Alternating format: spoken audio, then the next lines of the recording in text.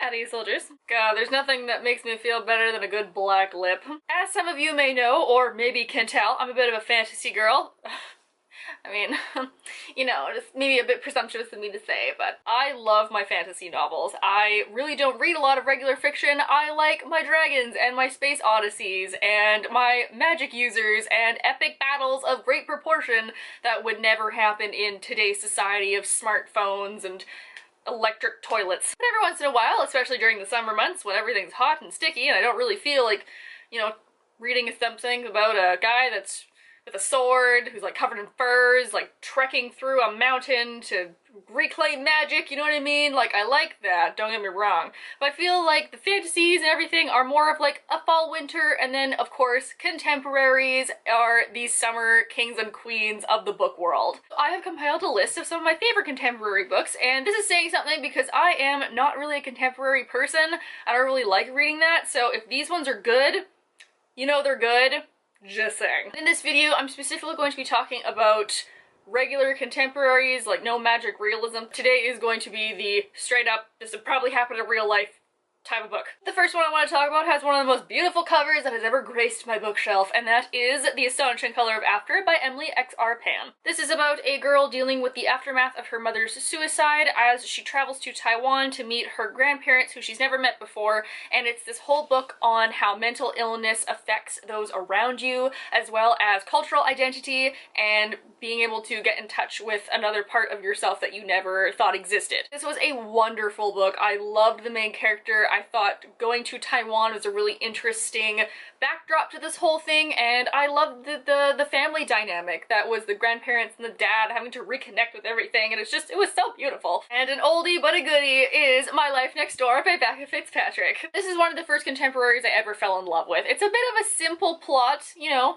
You got the fun family next door, you got the girl in her house watching the family, being like, I wish I was part of your world. And as you guessed it, we have a cute boy next door that falls in love with this girl, and then, you know, family issues, dynamics between big families and small families, and her, like, finding herself and finding a family, a place where she belongs. The main character was not a whiny teenage girl. She's a very mature character, and sure, she's lonely, but seeing her react to a family with a lot of siblings, that when she has none, I felt like I really connected with her because I also have no siblings, so going over to friends' houses that have like 2 or 3 or 4 or 5 siblings, I'm like, I don't know what to do here and I feel very strange. Another classic is Fangirl by Rainbow Rowell, which is like the introvert's book of choice. I don't even know if I need to explain this book to any of you, but in case you don't know, living under a rock, Fangirl follows Kath, who is a girl that's going off to college and kind of her adventures being an introvert and also writing fan fiction. And then there's a cute boy and an interesting roommate and trouble relating to her twin sister who is now also in college, and they have kind of 2 separate paths that they're going down. It's very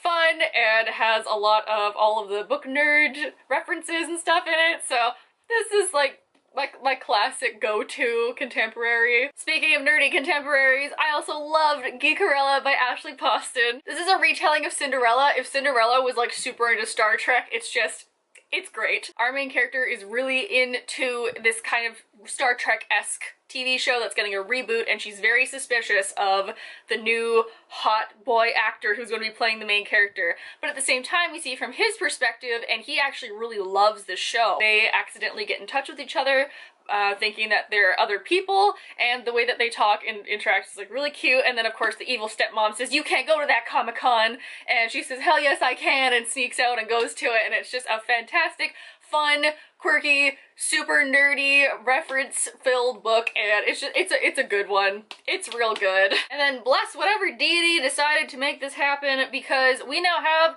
a movie coming out of The Hate You Give by Angie Thomas that's really throwing my white balance off. This book deals with prejudice and racism against a black teenager who is shot by a white police officer and the fallout that occurs within the other girl's family and community. This book also kind of makes you angry because I'm under the impression that, like, people are people. I don't really care where you come from or what religion you are, just as long as you aren't hurting anybody else. And this was, like, I was angry reading it.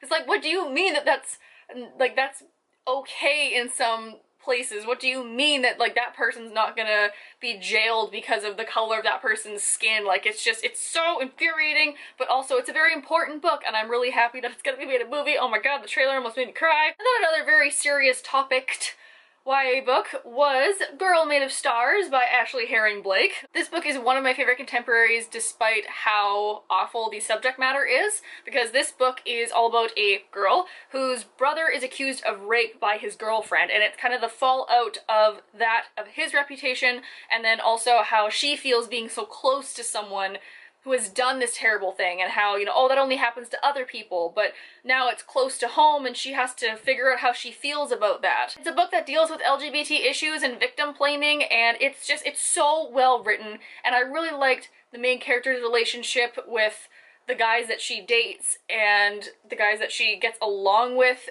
along the journey of this, and like how the female friendships are so strong, but also how like the prejudices are either from her brother, because of her brother, or also because of her sexuality. It's just, it's a wonderful, wonderful book. And lastly, my favorite contemporary that just got usurped by The Astonishing Color of After, the one that I've been toting along for like a couple of years as my favorite contemporary, is now a very, very, very close second, and that is The Sun Is Also a Star by Nicola Yoon. I never read everything, so when I got an advance copy of this, I was like, meh, it's probably gonna be okay.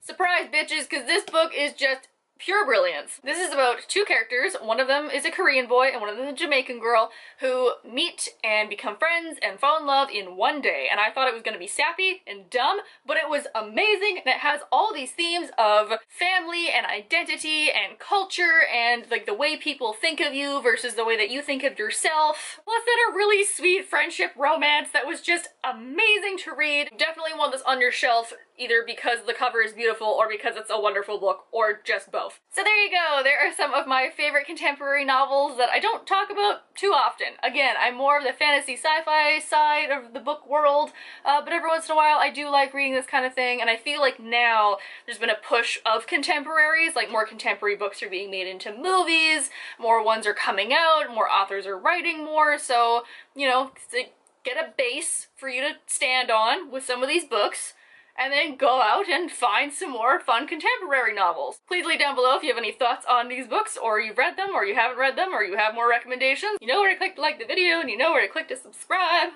I hope you guys are having a nice day wherever you are, and I will see you all next week. Bye!